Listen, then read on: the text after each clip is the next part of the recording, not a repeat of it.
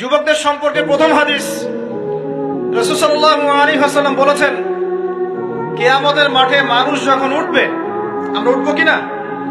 আচ্ছা, নাকি উঠবো না? যারা আগুনে পুড়ে গেছে তারা উঠবে কিনা? যারা পানিতে ডুবে গেছে, যাদের লাশও খুঁজে পাওয়া যায় নাই, উঠবে কিনা? উঠবে।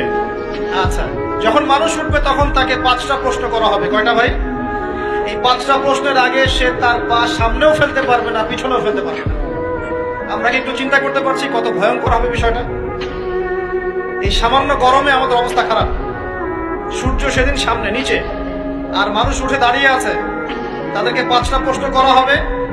যতক্ষণ পর্যন্ত প্রশ্নের উত্তর দিতে পারছে না, সামনেও যেতে পারবে না, পিছনেও আসতে পারবে না, পা নড়াতে পারবে না। 1, তোমার পুরো জীবনটা তুমি কোন কাজে ব্যয় করেছো? উত্তর কি রেডি আছে আমাদের কাছে?